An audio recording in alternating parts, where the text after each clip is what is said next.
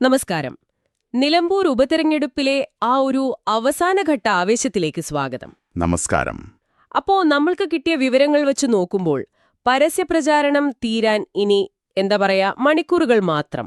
അതെ, മണിക്കൂറുകൾ മാത്രം. കാര്യങ്ങൾ ശരിക്കും ചൂടുപിടിച്ചിരിക്കുകയാണ് നിലമ്പൂരിൽ. ഈ അവസാന നിമിഷങ്ങളിൽ മുന്നണികളും സ്ഥാനാർത്ഥികളുമൊക്കെ എന്തൊക്കെ തന്ത്രങ്ങളാണ് ഇറക്കുന്നത്? അതാണ് നമുക്കിവിടെ ഒന്ന് ആഴത്തിൽ നോക്കേണ്ടത്. തീർച്ചയായും. പിന്നെ ഈ വിവരങ്ങളൊക്കെ എല്ലാവർക്കും കിട്ടാൻ കേരള പഞ്ചായത്ത് ഇലക്ഷൻ 2025.online പോലുള്ള സൈറ്റുകളൊക്കെ ഉണ്ടെന്നതും നല്ല കാര്യമാണ്.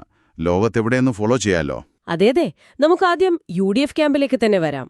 പ്രിയങ്ക ഗാന്ധിയുടെ റോഡ് ഷോ ഒരു വലിയ തരംഗം ഉണ്ടാക്കിയോ അവിടെ? ഓ, അത് ശരിക്കും ശ്രദ്ധിക്കപ്പെട്ടു. ഞായറാഴ്ചത്തെ ആ റോഡ് ഷോ നല്ല ജനക്കൂട്ടമായിരുന്നു. വലിയ ആവേശമായിരുന്നു പ്രവർത്തകർക്ക്.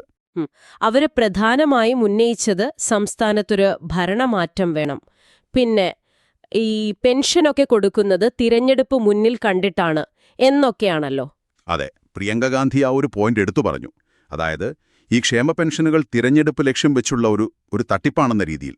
അതൊരു പ്രധാനപ്പെട്ട ആരോപണം തന്നെയാണ്. അപ്പോ ഒരു ദേശീയ നേതാവ് നേരിട്ട് വന്നിങ്ങനെ പറയുമ്പോ അതിന് അതിൻ്റെതായൊരു ഇമ്പാക്റ്റ് കാണില്ലേ? തീർച്ചയായും. വലിയ റോഡ് ഷോകൾ പ്രവർത്തകർക്കൊരു ആത്മവിശ്വാസം കൂട്ടും, മീഡിയ ശ്രദ്ധ കിട്ടും. പിന്നെ ഈ പെൻഷൻ വിഷയം, അത് LDF സർക്കാരിന്റെ ഒരു പ്രധാന നേട്ടമായി ഉയർത്തിക്കാട്ടുന്ന ഒന്നാണല്ലോ. അതിനെ തന്നെ ചോദ്യം ചെയ്യുകയാണ്. അതെ. അതേസമയം LDF ആണെങ്കിലോ അവരുടെ ഒരു രീതി കുറച്ച് വ്യത്യസ്തമാണെന്ന് തോന്നുന്നു. അതെ, LDF കൂടുതൽ ഫോക്കസ് ചെയ്യുന്നത് കുടുംബ സദസ്സുകളിലാണ്. മഹാകുടുംബ സദസ്സുകൾ എന്നൊക്കെ പേരിട്ട് MA ബേബിയെ പോലുള്ള നേതാക്കളൊക്കെ നേരിട്ട് പങ്കെടുക്കുന്നുണ്ട്.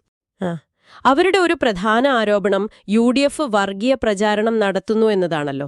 ഈ കുടുംബ സദസ്സുകളിൽ അതാണോ അവർ പ്രധാനമായും പറയുന്നത്? അതും പറയുന്നുണ്ട്. അതോടൊപ്പം തന്നെ സർക്കാരിന്റെ നേട്ടങ്ങളും. പിന്നെ UDFന്റെ ഈ ആരോപണങ്ങളെ പ്രതിരോധിക്കാനും അവർ ഈ വേദികൾ ഉപയോഗിക്കുന്നുണ്ടാവാം. ശരിക്കും ഓരോ വീട്ടിലേക്കും എത്താനുള്ളൊരു ശ്രമം. ഏതാണ്ട് 46 കേന്ദ്രങ്ങളിലായിട്ട് 1,00,000 പേരെ എത്തിക്കും എന്നൊക്കെയാണ് അവർ പറയുന്നത്. അതെ, അതൊരു വലിയ കണക്കാണ്. അവരുടെ ആ താഴെത്തട്ടിലുള്ളൊരു സംഘടനാ ശക്തി കാണിക്കാനുള്ള ശ്രമം കൂടിയാണത്. പിന്നെ നാളെ സ്വരാജിന്റെ ഒരു റോഡ് ഷോയും പ്ലാൻ ചെയ്തിട്ടുണ്ട് കലാശക്കൊട്ടിന്. അപ്പോ 2 തരം പ്രചാരണം, ഒന്ന് വലിയ റോഡ് ഷോ, മറ്റൊന്ന് ഈ കുടുംബയോഗങ്ങൾ. കൃത്യമായി പറഞ്ഞാൽ അതെ, രണ്ടും രണ്ട് ശൈലിയാണ്. ഇതിനിടയ്ക്ക് PV അൻവറിന്റെ ക്യാമ്പും സജീവമാണല്ലോ. അവിടെ യൂസഫ് പത്താൻ വന്നിരുന്നു പ്രചാരണത്തിന്.